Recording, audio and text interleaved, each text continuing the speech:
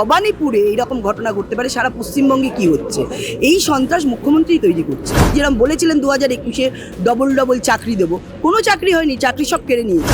নারী সুরক্ষা নিয়ে উনি করবেন কি করে? স্বয়ং মুখ্যমন্ত্রী বলছেন রাত 8টার পরে বাড়ি থেকে বেরোবেন, সমস্ত ধরনের মহিলাদের সুরক্ষা এবং ডেভেলপমেন্ট করব। এতেই মমতা ব্যানার্জি ভয় পাচ্ছে। রাজ্যের প্রকল্প কি আছে? সবই তো নাম বদলে স্টিকার পিসি স্টিকার দিচ্ছেন। তো উনি বলতে পারেন বসন্তের কোকিল। মানুষ ভারতীয় জনতা পার্টিকেই ভোট দেবে এবং এই সরকার বদলাবে, এটাই এদের চরিত্র। এই তৃণমূলের এই ধরনের কাজই করেন। আজকে ভবানীপুর মমতা ব্যানার্জির গড়, একজন মুখ্যমন্ত্রী, তার বিরুদ্ধে যিনি দাঁড়িয়েছেন তিনি বিরোধী দলনেতা, তার বিরুদ্ধে তার পোস্টার ছিটছে। তার মানে এখানে কি মুখ্যমন্ত্রীর সায় নেই? তার মানে মুখ্যমন্ত্রীর বলার জন্যই এই ধরনের ঘটনা ঘটছে। স্বভাবত ইলেকশন কমিশনেরও এই বিষয়ে দেখা উচিত যে যদি ভবানীপুরে এইরকম ঘটনা ঘটতে পারে, সারা পশ্চিমবঙ্গে কি হচ্ছে? এই সন্ত্রাস মুখ্যমন্ত্রী তৈরি করছে। আর যার জন্য যেরকম ভবানীপুরে হচ্ছে সেরকম সারা পশ্চিমবঙ্গব্যাপী আপনারা দেখেছেন দীপক বর্মনকে কীভাবে মারধর করা হয়েছে এই কোর্ট অফ কন্ডাক্ট চলাকালীন। তিনি একজন এমএলএ। তো এই সন্ত্রাস, এই জঙ্গলরাজ, এই জঙ্গিপনা, এটাই হচ্ছে তৃণমূলের প্রধান এবং প্রথম কাজ। এইভাবেই তারা জিতে এসছে।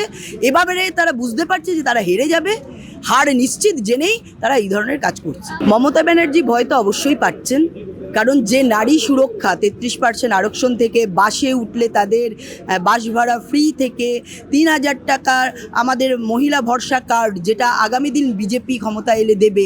তো ওনারা যদি অঙ্গীকার করতে পারেন, আমরা কেন অঙ্গীকার করতে পারবো না? এবং আমরা এটা করব। উনি যেরকম বলেছিলেন 2021-এ ডবল চাকরি দেবো, কোনো চাকরি হয়নি, চাকরি সব কেড়ে নিয়েছে। কিন্তু আমরা ভারতীয় জনতা পার্টি এলে আমরা যা প্রতিজ্ঞাপত্র আমরা ঘোষণা করেছি, যে ঘোষণাপত্র দিয়েছি, আমরা অক্ষরে অক্ষরে তাই পালন করব। তো সেটা আমাদের কাজ। উনাদের যে ঘোষণাপত্র সেটা উনারা করেছেন, আমাদের যে ঘোষণাপত্র সেটা আমরা করেছি। এটা আমাদের অধিকার, এটা আমরা করব। তাতে উনাদের যা ইচ্ছে, যেটা মনে হয় উনারা করতে পারেন, আমাদের কোনো অসুবিধা নেই। নারী সুরক্ষা নিয়ে উনি করবেন কি করে? স্বয়ং মুখ্যমন্ত্রী বলছেন রাত 8টার পরে বাড়ি থেকে বেরোবেন না। আজকে কামদুনিতে দেখুন বারবার পিপি পাল্টানোর পরেও সেই পরিবার কোনো জাস্টিস পায়নি। আজকে হাঁসখালির পরিস্থিতি ভাবুন, সিবিআই আসার পরে তাদের কিছু বিচার তারা পেয়েছে। এবং আজকে অভয়াকাণ্ড আরজিকর দেখুন, 5 দিন ধরে তাদের কাছে যে কেসটা ছিল সমস্ত তথ্য প্রমাণ লোপাট করে দিয়েছে, প্লেস অফ অকারেন্স লোপাট করে দিয়েছে, তার বডি পুড়িয়ে দিয়েছে। তো স্বয়ং মুখ্যমন্ত্রী, পুলিশ মন্ত্রী, স্বাস্থ্যমন্ত্রী, 3টে ডিপার্টমেন্টকে থেকে তিনি তাদেরকে দিয়ে এই ধরনের কাজ করিয়ে সমস্ত তথ্য প্রমাণ লোপাট করে দেন। তিনি বলেন আমি গুন্ডা কন্ট্রোল করি। স্বভাবতই তিনি গুন্ডা কন্ট্রোল করেন, তিনি খুনি কন্ট্রোল করেন, এবং যারা রেপিস্ট তিনি তাদের পাশে থাকেন।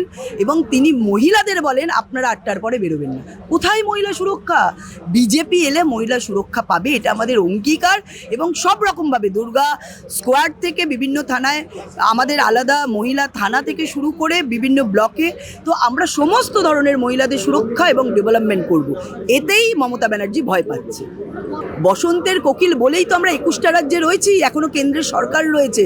যা প্রকল্প পাচ্ছে সব তো কেন্দ্রের, রাজ্যের প্রকল্প কি আছে? সবই তো নাম বদলে স্টিকার পিসি স্টিকার দিচ্ছেন।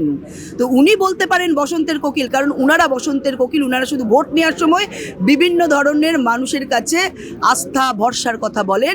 যখনই ভোট মিটে যায়, যে একটা উদাহরণ দিলাম, ডবল চাকরি হবে। কোথায় চাকরি? চাকরি তো সব নিয়ে নিলেন। কোথায় সুরক্ষা?